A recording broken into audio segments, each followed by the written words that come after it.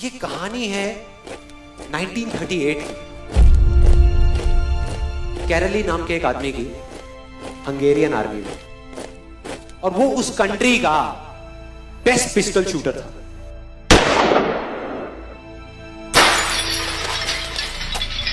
जितनी भी national championships हुई थी उस कंट्री में, उसको वो जीत चुका था। और सबको ऑलमोस्ट कंफर्म था कि 1940s में जो ओलंपिक्स होने वाले हैं उसमें गोल्ड मेडल कैरली को ही मिलेगा। और उसने सालों से ट्रेनिंग करी थी। उसका एक ही सपना था, एक ही फोकस था कि मुझे अपने इस हाथ को दुनिया का बेस्ट शूटिंग हैंड बनाना है, बेस्ट बनाना है, बेस्ट बनाना है। और वो कामयाब हो गया, उसने बना लिया बेस्ट शूटिंग हैंड। सिर्फ 2 साल का फर्क था। 1938 में एक आर्मी का ट्रेनिंग कैंप चल रहा था। क्योंकि वो आर्मी में था तो एक एक्सीडेंट हो गया। उसके उसी हाथ में जिससे उसने गोल्ड मेडल जीतना था, उसमें एक हैंड ग्रेनेड फट गया और वो हाथ चला गया। जो उसका सपना था, जो फोकस था, सब खत्म।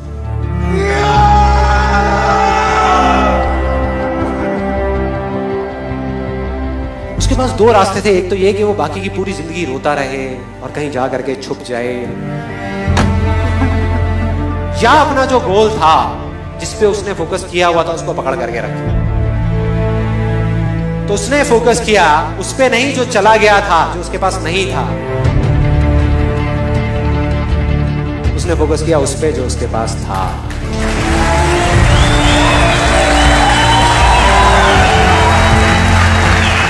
जो उसके पास था। और क्या था उसके पास में? एक लेफ्ट हैंड, एक ऐसा हाथ जिससे वो लिख तक नहीं सकता था। 1 महीने तक उसका हॉस्पिटल में इलाज चला इस हाथ के लिए, और सही 1 महीने बाद अपनी ट्रेनिंग शुरू कर दी इस हाथ की।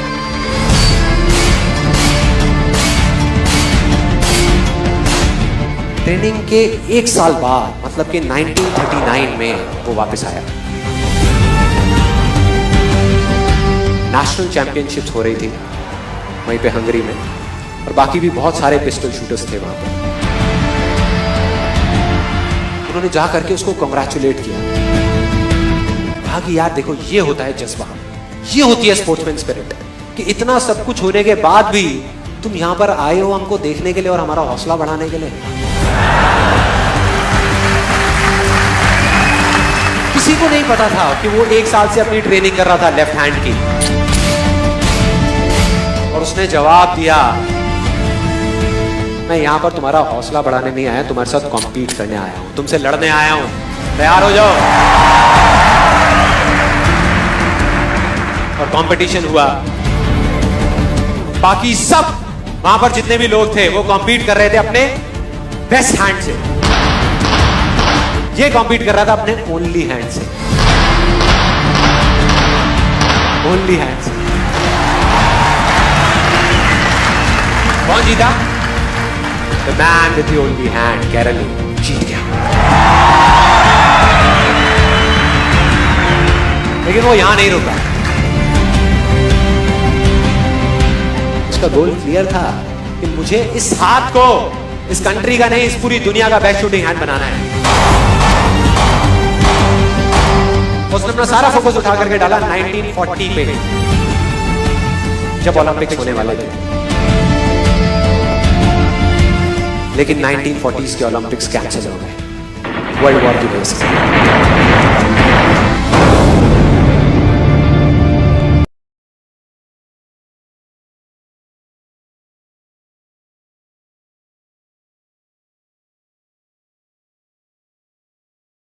1944 में जो ओलंपिक्स होने वाले थे वो भी कैंसिल हो गए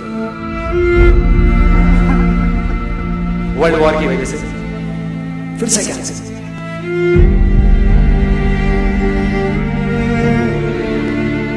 उसने अपना सारा फोकस उठा करके डाल दिया 1948 के ओलंपिक्स में।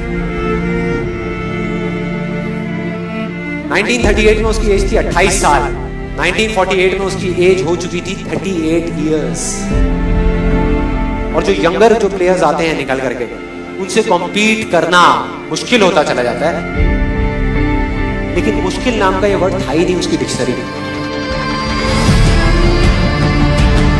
वो गया, पूरे वर्ल्ड के बेस्ट शूटर्स आए हुए थे जो अपने बेस्ट हैंड से कॉम्पीट कर रहे थे, और ये अपने ओनली हैंड से कॉम्पीट कर रहा था। और कौन जीता? The man with the only hand.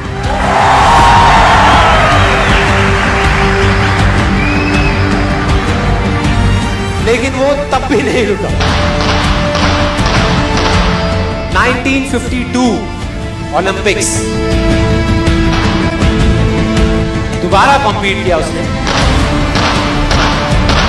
और इस बार गोल्ड मेडल कौन जीता? गैरल ली। 4 साल बाद दोबारा से, और पूरी की पूरी हिस्ट्री को बदल करके रख दिया ओलंपिक्स। इस पर्टिकुलर कंपटीशन में उससे पहले किसी भी एथलीट ने लगातार 2 गोल्ड मेडल्स नहीं जीते।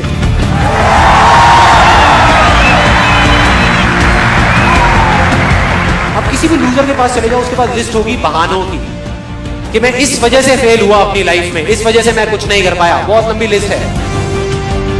और दूसरी तरफ विनर के पास चले जाओ, उसके पास में 1000 वजह होगी वो ना करने की जो वो करना चाहता है, सिर्फ एक वजह होगी वो करने की जो वो करना चाहता है, और वो कर जाएगा।